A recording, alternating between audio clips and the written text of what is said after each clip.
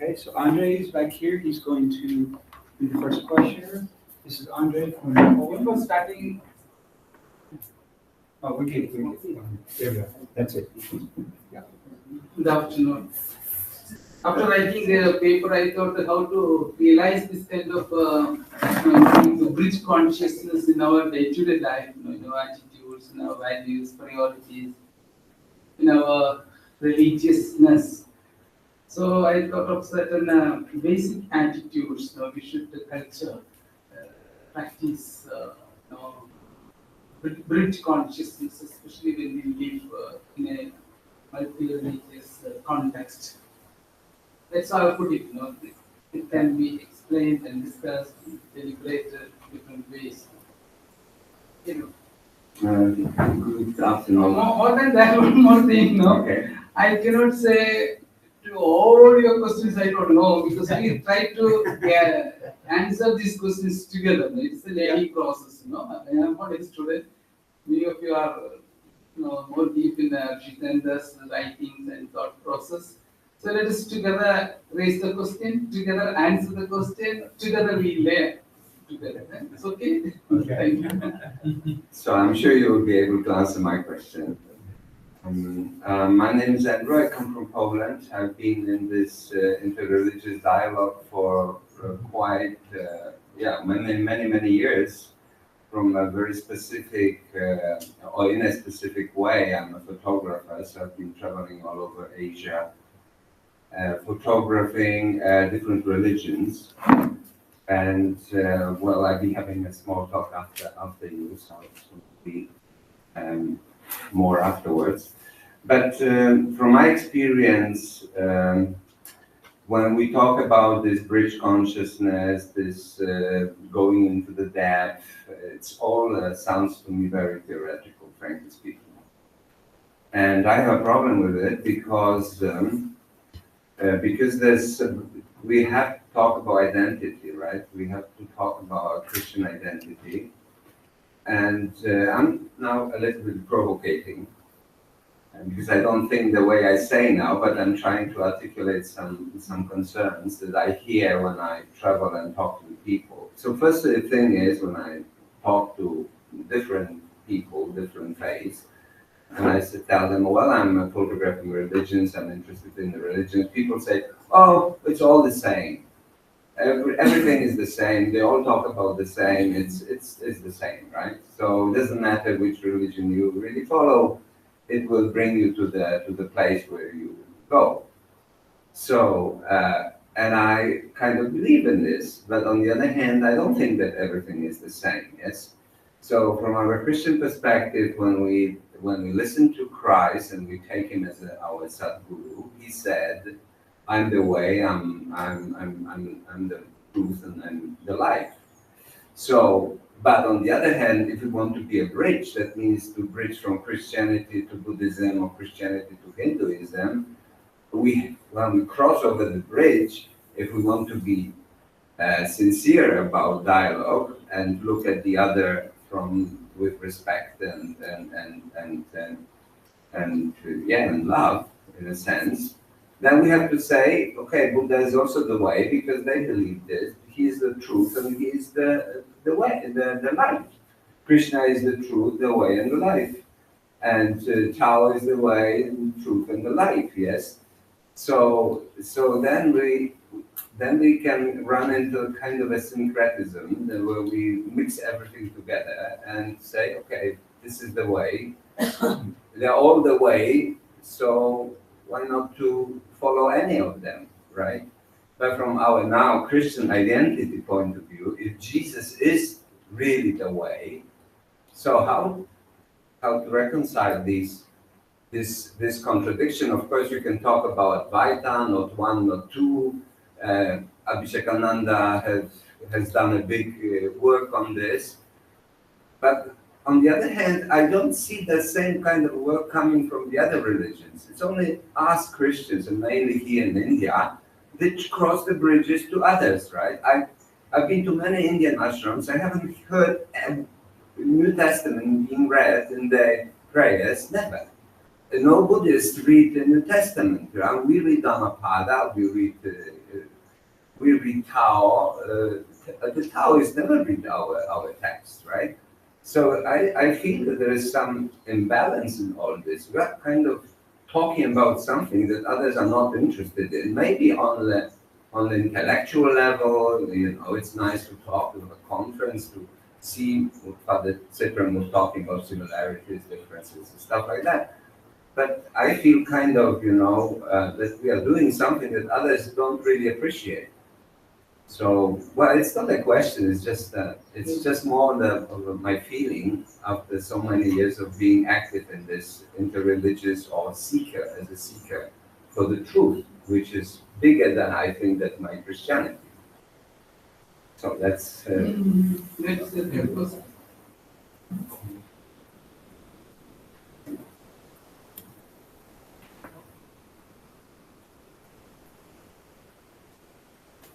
Bridge is not something to cross.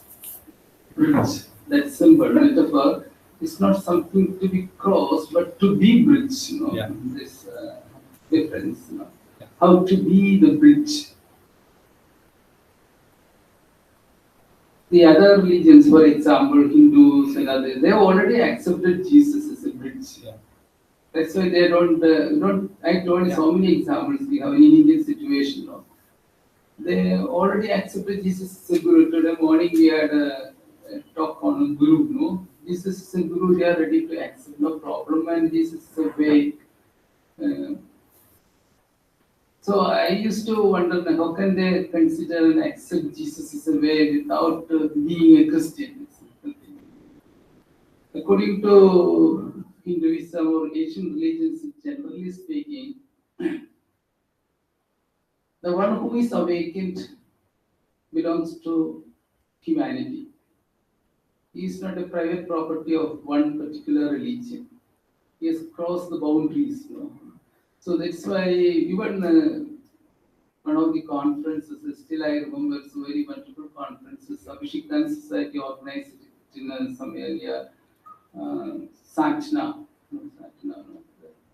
where Buddha's, Varanasi, near Varanasi. That time, Dalai Lama was there, Panikar was there, Bettina Vaima was organizing that wonderful thing. There were so many scholars from Hindus because my answer should be little narrative. I cannot say yes or no. These are certain reflections. In that conference, I was also a participant at a small paper also. Panikar was there. It's a scholars meet. And then in that conference, many Hindu pandits question me. See, here in in Hindu or Buddhist traditions, we have got Mahavakyas, great sayings, which summarizes the genius, the insight of a particular religion. For example, Jesus, I and Father are one, I am in the Father. Like that, there are so many Christological great sayings that speaks about that clear-cut insight. And our fundamental statement is no hypostatic union. God, Jesus is a divine person in two natures. Basic thing. And we are talking now over a cup of tea. Then these pandits were asking me, see, your greatest Mahavakya is hypostatic union. They know much more than we know about Christology. Your basic statement, the statement which speaks about the uniqueness of Jesus Christ, which speaks about the unique identity of Christianity, is somehow cultured through this sentence. Jesus is a divine person in two natures, divine and human natures. What do you mean by that? He asked me. And he knows everything. There was 5 to 6 pandits were there. But you know very well, and they were telling, it is a political statement. Yeah. Yeah. It is a political, somehow, warring parties should be brought together and a kind of compromises to be made, and we developed a kind of thing. nobody knows. It's a kind of scholastic way of expressing what is called accidents and essence, like that. We have developed. See, they question it. It's not an experiential one. Experiential statement. We don't have any. Jesus had so many experiential statements like I am in the Father, Father in me. So in Christianity, in Hinduism, there are basic Mahavakyas. Aham Brahmasmi, Tattvamasi, like that. No? They build up the whole Advaita is built up in terms of this Mahavakya. That's a unique experience, mystical experience. For example, Vedic. The whole Advaita, the whole Hinduism has evolved from that Vedic darshan, no? Tadegam. That one. Egam, Sat, Vipra, Vipudavaranti. Reality is one but spoken differently. Egam Sat. That's why they have these lingas everywhere, no? They are not phallic symbols. Like it's a metaphysical one actually. Later it became a phallic symbols, no? And along with the yoni or vagina was also brought together because at the popular level people can understand, no? Life comes through man and woman, no? So they got like that, like that. Formerly there was only this linga. Linga was not the phallic symbol of man. Rather, Tadegam, that one became many. So one became many, many in one, one in many. That is the basic insight. From there, the whole other Yajurveda, all Vedas and Upanishads all came out. And explanations are there in terms of Dvaita, Visishta Dvaita, different types of. So this is the basic insight. Such kind of insights we have only in Jesus Christ. That's one thing. Now, when we compare, this that which makes us uniquely unique, as a Christian, we should be find out. Naturally, we have to construct our identity in terms of Jesus. This is Guru, way, truth, etc. etc. We know that. So, what I find now, have been a student of this in the culture, in this dialogue. This is how I look at it, When you look at our existential analysis, when you look at ourselves, as a human being, we have two ubadis, and each body has got one subject also. For example, body means agency, instrument, the body, basically speaking. There's a body, without body we cannot exist. Body without, we exist in the shape, for that we can exist. Body is an imperative for this life in this world of phenomenon. And the body is working through senses, And then there is a mind and body and senses. So we have two: body is there, mind is there, and the mind works through reasoning, logical reasoning. And the other one, body, is somehow working through senses, perception. There is wisdom in the body also. There is one more subjectivity. These body and mind are always undergoing changes. Body, we know that it changes always. Mind also. Mind is nothing but it is an agency. It is only an agency. It is only an instrument. It gets its nature according to its input. And this mind, its reason is a rational eye. Rational eye. We reason out logically. We reason out and find out solutions, etc. And this mind, according to actually psychologists would say, we don't have a mind, but we have minds. Because an ordinary, healthy, psychologically healthy human person will have more than 1,800, around 2,000 minds a day, Minds. If you have more, then you will end up in a mental hospitals, maybe neurotic and psychotic. So look at in our own day, morning, we had a mind, another mind, so many minds, because mind has its nature according to its input. So in the Augusti will say mind is like a white silk cloth. It can have different colors as it gets, depending on the color. It's like an empty bowl, empty glass. It can contain poison, also it can contain honey. So mind's nature is mind is full of memories. So, but our problem is Semitic problem. We articulate and construct our spirituality or theology, whatever, through mind. Cogito ergo sum. I think, therefore I am. So our theology is notional, conceptual, fundamentally. And these concepts get changed. Concepts get changed. But there is another deeper one.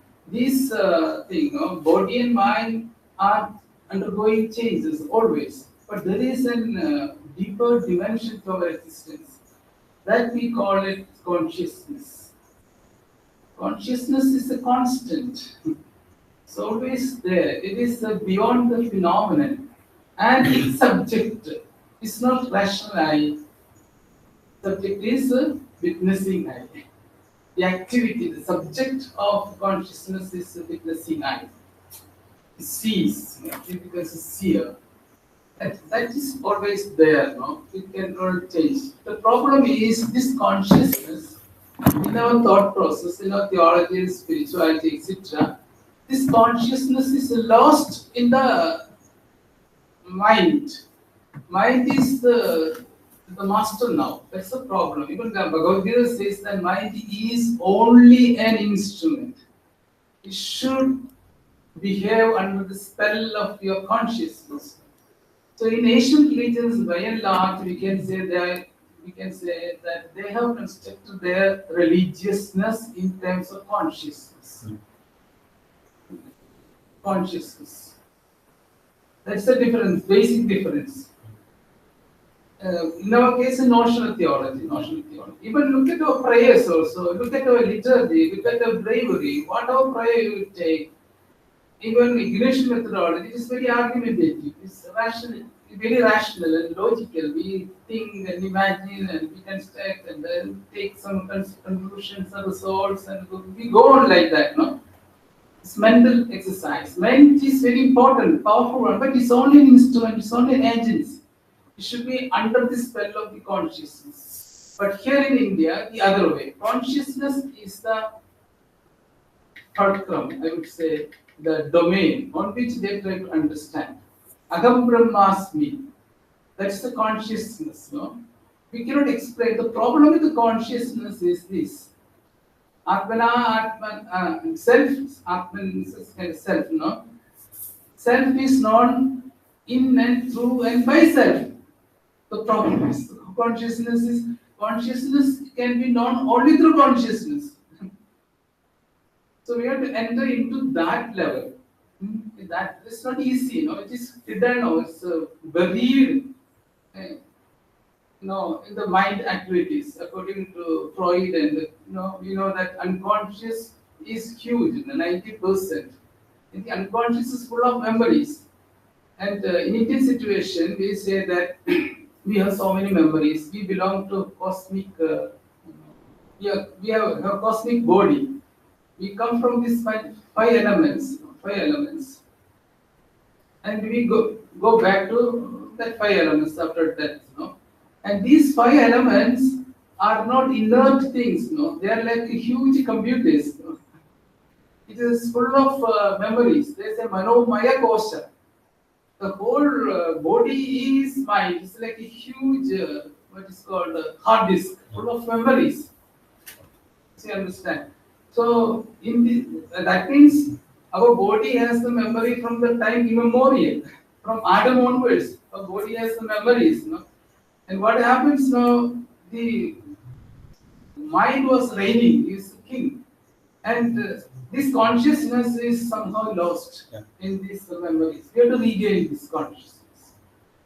This is the only way. So In Asian religions, as far as I understand, they try to, I mean, not in the peripheral level, no, ultimate level, I mean, real fundamental level, they try to conceive God experience, identity, human beings through consciousness. Consciousness, what is consciousness? For example, knowing of knowing, breath in the breath, seeing in the seeing. There is a subject there, no? So to understand this, Ramana Maharshi's methodology is so wonderful, is so excellent, no? Koham, no? Atma Vijaya Marga. That's what the Abhishekanta practiced. He got a real introduction to Advaita. Uh, so you know that method, no? You know, Atma Vijaya Marga, no? Who is the walker of the walking? Who is the speaker of the speaking? So when I speak, there are two subjects, no? I am acting out. I'm moving my hands. And it's a learning process. I am still lecturing. I'm moving my hands. I look at you. So there is an actor. I know. It's an actor. I always involved and engaged. While I act out, I can come out from myself and see myself. No, a spectator I could be also be situated here nearby. So I can be simultaneously an actor I and a spectator eye. It's a kind of subtle creative imagination process. No? Now I'm practicing that meditation and I talk to you. I'm 100% here. No? I am listening every word and every intonation and the actions, etc. I'm just seeing myself like a serpent. No? I'm seeing it. Then I am 100% here in this moment. I'm clear about it, I'm conscious about it, I enjoy this moment when I become a student. This can be practiced always. So consciousness is the problem that now I'm talking to you from consciousness. It's not easy now to practice it. Anyway, we always will think about it in the rational level. Now coming to consciousness. So Asian religions are imagined and cultured and engineered through consciousness. When you just read any Hindu or Buddhist leaders, they speak about only consciousness, Buddha consciousness, Atman consciousness, Dhammic consciousness. This is the Asian way. So my problem is, how can we think about our identity in terms of this consciousness? What is this consciousness? I try to understand Jesus as the awakened consciousness. Because the resurrection has made everything different. He is a risen one. He is like a serpent in its hood. A straightened serpent, seeing, he is looking everything. So Jesus is a new consciousness, not conscience. Don't confuse with consciousness and conscience. We can kill others in the name of Christian conscience. Muslims can kill in the name of Islamic conscience. This Hindus also can kill in the name of Hindutvanis, because they get the same. Consciousness is different. Conscience also belongs to our reason. We cultured that. We are encultured into that. Christian conscience or Hindu conscience or whatever conscience is. So consciousness, what I'm saying. So when we look at Jesus, we don't think about that consciousness, different consciousness, awakened consciousness. Then that is why precisely that he is available everywhere. Like that I told you in the morning that example of that Tamil girl. I used to wonder if she didn't have any Christian catechism. But this Jesus who is risen one is ubiquitous. It's not a universal idea. He is everywhere. He is the very fiber of the whole existence. He is the awakened consciousness. The only thing that we have to ignite that consciousness. Jesus himself says that that's a wonderful thing. Jesus' faith, why Jesus was crucified? Because of blasphemy, Jesus says you can address God as the Father. That means you are equal to God.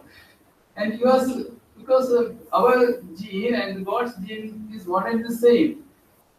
Jews cannot accept that because they always think that there is such a spasm, such a abysmal gap between the infinite and the finite. Man and God can never ever think about God in anthropocentric word terminology.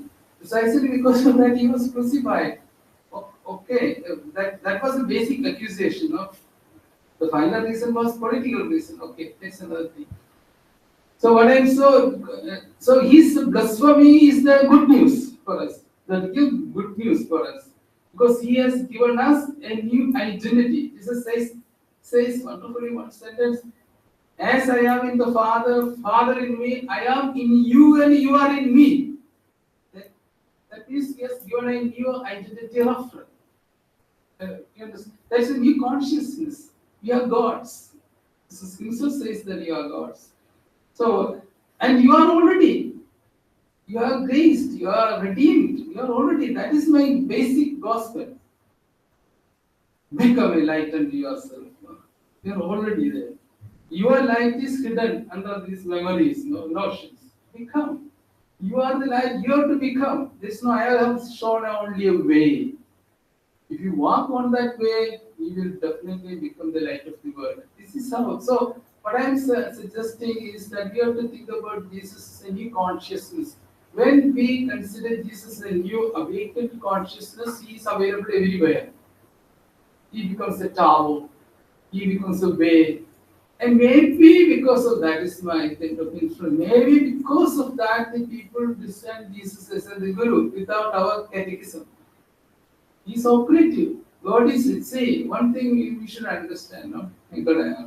Speaking too much, Yeah, when you talk to them, to ask you some questions. No, this is a very important question. I'm trying to analyze it.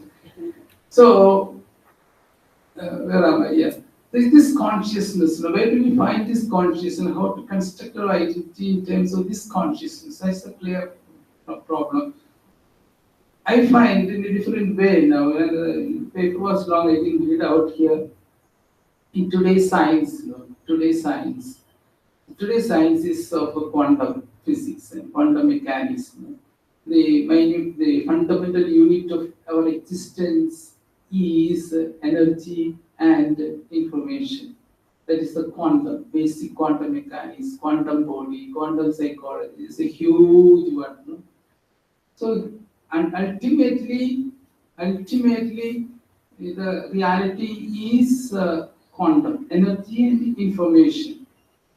And this energy, they say that sound energy, a kind of vibration. In that vibration, there is knowledge.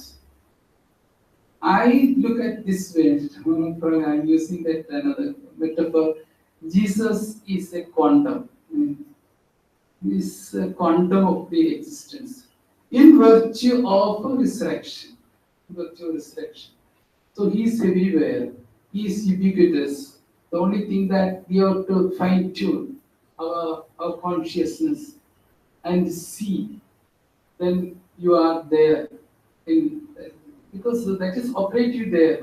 As I already indicated in the morning now, according to quantum physics, what we see, the phenomenal world of thousands and millions of Milky Ways and stars, such a huge multiverse is only a fraction of existence.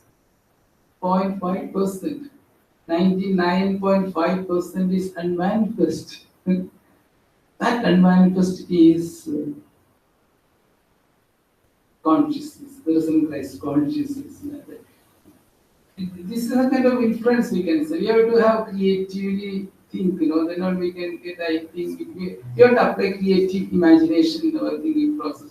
I consider that the basis, the fulcrum, the fundamental reality is Christological. So that's how I look at it. So this another thing, one more thing I have to tell you. See, one thing, when we think about God, there are three levels of understanding God. One is non-God. He knows something from the Bible, from Quran, Bhagavad Gita. It's a non-God. At the same time that this Bible and Quran haven't exhausted that knowledge of God. There is an unknown God also. There is unknown God, non-God, unknown God. Mystics would say there is one more God, unknowable God. We can never ever know that God. Thing is, unless and until we enter into that orbit of unknowable God, we can never know anything. That is the unmanifest level.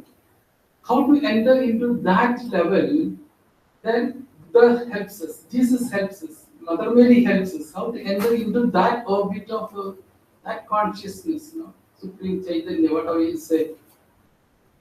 As I told you, I don't know whether you have got it or not. We have to surrender. There is no other way. Unknowable God, we can never, our agents, our faculties will not help us to know this God. What is needed is only through a radical surrender, a surrender without any qualification. Then we enter into that orbit. That is what Buddha says. Buddha says 3 types of surrenders. One surrender is I surrender to my knowledge, ideology, our constitution, our congregation, our etc. I surrender to something else. Another surrender is I accept myself. I myself I accept. That is a subject and object. And third surrender that Buddha speaks is that of an unqualified surrender, which has no any subject or object.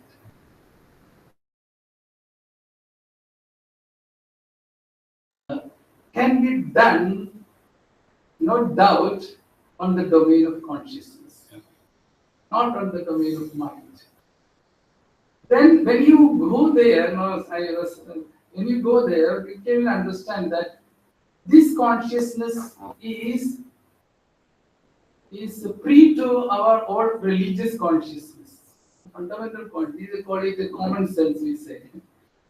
Communius, sensus communius, common sense. That is not thematic, that is not articulate. It is there already in our consciousness. Now, on that we have developed our religions. Or rather, another expression is for natural knowledge, the philosophy. We are already born in the divine consciousness. That knowledge is there, but not we haven't explored and exploited. This remains thematic, unthematic. So only on the domain of consciousness that we can make real radical surrender.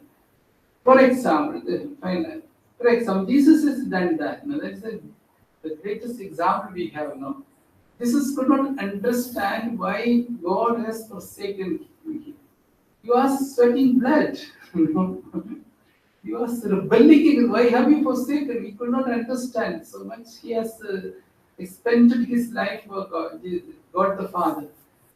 And he was, he could not understand why God the Father has abandoned him. See, psychologists say that when you have mental agony, we bleed, through our 9, it's called, everywhere we will bleed. Like that, he had a mental agony, That is huge, more than physical agony. But Jesus was very intelligent, There is no point of rebelling against God the Father. That surrendered. That your will be done. That is a surrender without a subject and object, pure surrender. Then he became present one. So also Mary, she became mother of God. She didn't know anything. So what I am saying that this is a kind of unknowing or whatever, so many expressions we have in a mystical point of view. This is a paradoxical knowledge. This kind of, there we find. So what I am saying, why we should study Buddhism, Hinduism, etc. See, there is an unknowable God and unknown God outside and inside Christianity. Buddhism and Hinduism may help us to know this unknown God and unknowable God. We need them. I don't want to whether they wanted to know us, it's not my business. My business is to know God, my God, Jesus the risen one. If Buddhism and Hinduism become some agencies and instruments to know God, well and good, we accept it. The Western culture cannot exhaust the mystery of Jesus Christ. It is one of the articulations. No, it's good. and a transcendent God. Okay, well and good. There are other articulations also. That way, other religions also help us to become really Christian and to know Jesus Christ. That way, we are to know whether they are interested. It's not our concern, but they are very much interested in Jesus Christ. Also, there is another story. That is the thing. So this is how we have to look at it. When we interact with other religions, it is not for their conversion, for our conversion. Exactly. Our conversion. Maybe, Father, it's historical.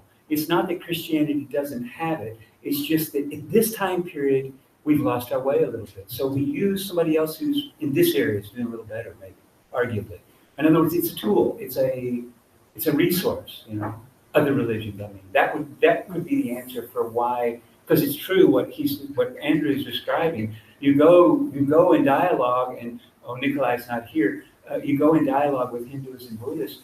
They're not that interested, really, and they're not prideful either. It's just not that important for them, And it doesn't mean that we don't have something to offer. But what we're looking for in the conversation that you're presenting right now, they feel pretty good about in terms of where they are, Even though they may not name that presence, they are already, from our point of view, Yeah, they are already in the Christ consciousness. That's it.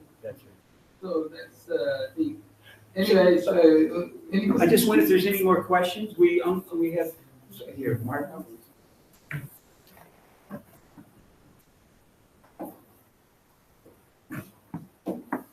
I think in my opinion that each religion is unique because the question with which each religion tries to understand the truth is unique.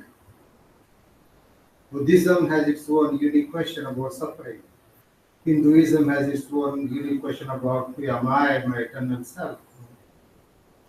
In the same way, we Christians have to find out what was the original question of Jesus Christ through which he came to experience God, which we don't find in other religions. And in that sense, is something very unique, which we can, when we have a dialogue, I think with other religions, this is our question. The question of Christ is this. And then we can have a dialogue. What is your question? How you experience the divine? Because our experience of God is always conditioned by our question. And if your question changes, the experience of God also changes. So for us, for Christians, what was the original question of Jesus Christ through which he came to experience God? Then we can say in what way Jesus Christ is unique. You can answer that question. Yes, otherwise, I will try to answer. Yes, please. I will be happy if you answer. What was So the this is recently I found out the difference. Very interesting. In Asia, all the Asian religions, whether Buddhism or Jainism or Mahavidism, they started with one fundamental question: who am I? That's the basic question. They recently tried to answer this question, and it was basically speaking, Hinduism is an individual religion, a private religion. Buddhism is also an individual private religion. Awakening, self-realization, my self-realization, etc. Who am I? So then all the religions took origin from this basic question. Jesus also asked this question: who am I? Why am I? From where do I come? To where I go? I have already said that his basic question is answered that I come from the Father and go back to the Father by fulfilling the will of God. So Abba to Abba, that is the movement. But that which makes Jesus different, uniquely different from other religions and other religious questions is this, as far as I understand. Even though you ask this question, who am I, why am I, etc., this is crucial. He asked these 3-4 questions and another fundamental question: who are we? So he doesn't say the salvation in a private way. I have my own personal salvation. It is a communitarian salvation. Salvation is holistic. Nothing should be left out. So that's why his religion is more a public religion. Public religion. He proclaim the good news on the public spaces. It's a public religion actually. There's a public Christology also we can find out. His actions, why am I? I have no salvation if my brothers and sisters are suffering. So that is how the responsibility comes. That makes Jesus completely different. You see in India and others, they are interested in those in their own sense of realizations and their own mukti, their own liberation, salvation. They are not that much concerned with the community. Okay, they are concerned, but that concern is not integral to their fundamental religious point of view. You look at the temples and there's no space for community. It's for federation. Basically, it is an individualist community. That is how all these Hindu religions or Hindu gurus also say that. But ours is not like that. My salvation is through my community. My conversion is to my community. So I am responsible. You see, all these meditations, Zen meditation, yoga, very good. One way you can use it to enter in the consciousness. But they say, let go the past, let go the future, let us be in the present moment. But Jesus says, no, in this moment, we can fully live 100% only when we appropriate the past and future. When we take the whole reality together and try to understand. So there is a lot of responsibility towards others. Here comes the basic notion of Jesus. That is the core of it, no? I have to become the ransom for me. That's the basic insight. Became his death, became his love. So because that is the core of it, I am responsible. That's why he was concerned throughout his life about others. Became his love. I have to live my life for others. So it is a very communitarian thing. So even I think that the patristic father, I still remember that in this context, good to remember him. The one who speaks with the golden tongue is Chrysostom. He says that we have 8 sacraments. The 8th sacrament is your brother and sister. It's only through your brother and sister that we have the salvation. Look at the wonderful parable of the last judgment. This brother and sister are the marginalized people. There is nothing religion about it, When this is a gospel, this is a social gospel, love. And it is only through the poor people, the rejected and the marginalized people are our judges. They are going to, it's a wonderful parable, So when we look at one more point I would like to say, if you look into Judaism, there are 3 codes. First code is God is holy other, the code of holiness. God is holy. So we cannot approach that God. So what we have to do, we have to be very pure, code of purity. So they consider this purity in terms of rituals and etc. That's why they have a number of rituals, code of purity. So it is only through code of purity they can approach God of holy, other God. There's no other way. We have to be pure and perfect, even bodily. That's why all these people lame and blind and all these sick people and even are sidelined. They cannot enter into that holiness because they are impure. There are so many reasons they say that because they have sins of their forefathers, they are like that. Jesus has completely dismantled this. Now God is not that holy. God is not that He is impure. He introduced a new code of compassion.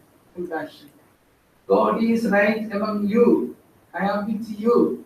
He's like a good shepherd who has got the smell of the sheep. That's a new code, So that's why you introduce salvation in and through my community, through my brothers and sisters. That makes Jesus completely distinct from other religions. And his religion is more a public religion. It is not a private religion. That's how I look at it. This is a wonderful example for that.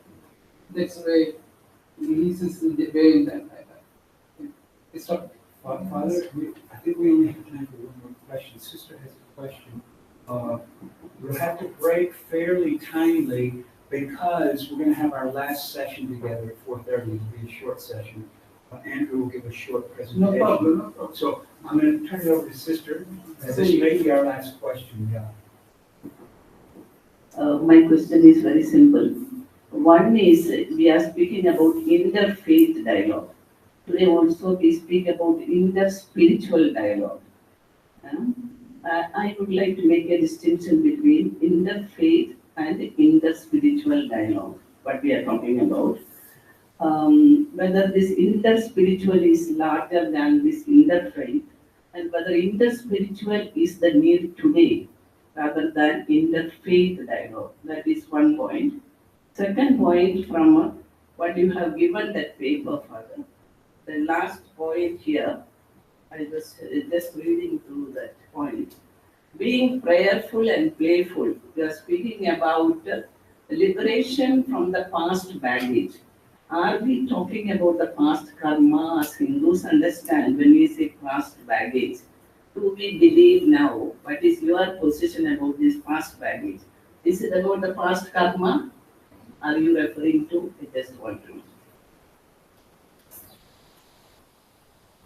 So being prayerful, being grateful, being playful, these are the ways we can surrender ourselves. We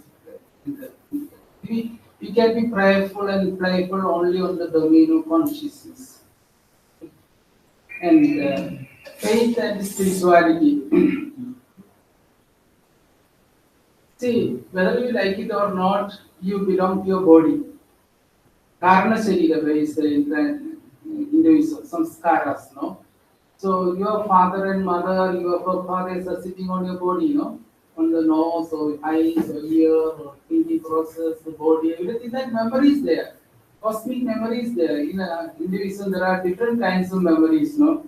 And evolutionary memory, and inarticulate memory, genetic memory, like there's so many memories. So our memory is there in our body and mind. There's no doubt about it. We breathe the same air, we eat same food, but we think differently because in us process is different. So there is, it's not karmic, it's a causal body, we say that, a causal body. So because of the memories of the body. So we are constrained, no doubt about that, culturally. We are constrained, we are Indians, we are French or Italians, like that. There's a choice in that. That is there. So we have to accept that. There's no doubt about that. We have to accept it and we have to transcend them. Otherwise, we'll be embedded in those karmacity, causal. We have four bodies, no? Sthula Sharira, Sushma Sharira, and causal body. There are so many other bodies they speak, no? Or speak body. So we have to accept these agencies, and agencies should not become masters. That's one thing. There is karmic law in that way. We call it the original sin, etc. Different ways we interpret and figure out this karma. In our situation, we say that it's the original sin, the Adam and Eve. We conceive like that. No? Forefathers sin of the forefathers. In all charismatic meetings, they are speaking more about forefathers sin and etc. That is there. Then concerning the faith and spirituality, it should not be very spirituality and faith from a Christian point of view. Spirituality is something very concrete. It's not we are sitting and doing Zen meditation, yoga meditation, or my salvation. No? It is. If it is a spirituality, whatever I don't like that word even, no, spirituality, that immediately brings the division between body and mind. No? We should be very holistic, life-centered. Holy, Kanbata is thinking, he says, holy is holy. WHOLLY is HOLY. Holy. So we should be holistic, we should be inclusive, open, non-conclusive. And we should not exclude anything in our life. Because everywhere God is present. Nobody should be excluded in our embrace, in our spirituality. Spirituality word, I don't like it. It should be more, conceived in terms of life. Wherever there is life, there is God. We should see the whole reality as a holy ground, and everything, every speck and every fiber of this existence is aflame. When I often I when go through these gardens and when I see flowers, it's a kind of satori, second awakening. God is awakened. There's such a wonderful color and fragrance or a shape. When we look deep, everything is aflame, and we are on holy ground. So nobody is outside the brink of our consciousness. Everything should be included.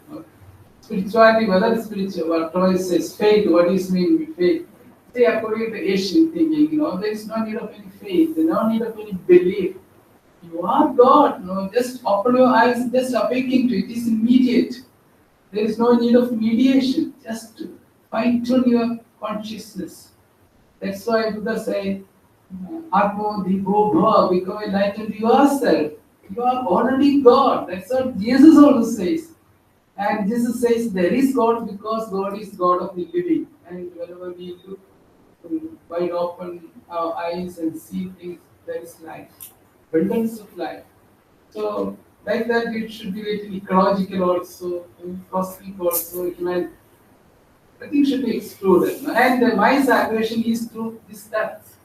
My salvation is through all humanity. That's so. Then that is possible only in and through the depth that the Standard says. Only through this inner eye we can have this kind of perception. Life is beautiful. I don't know whether you have said it. So I look at the spirituality. It should be good.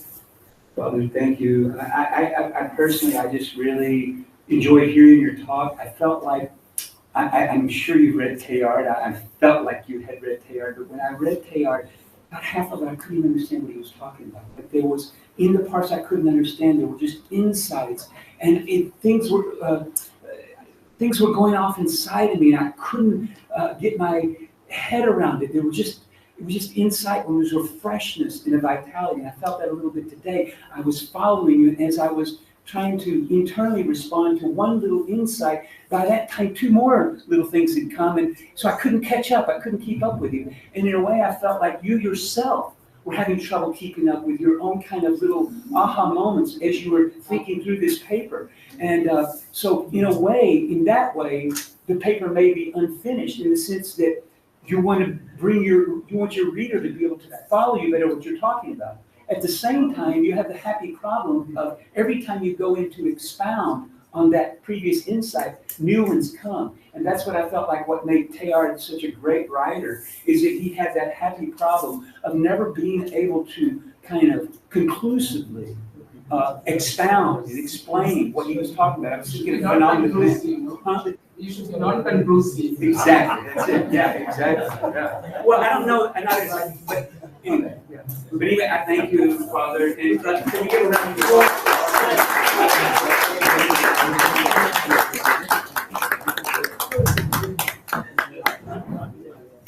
So we're sort of. What time do we have now, sister? It's just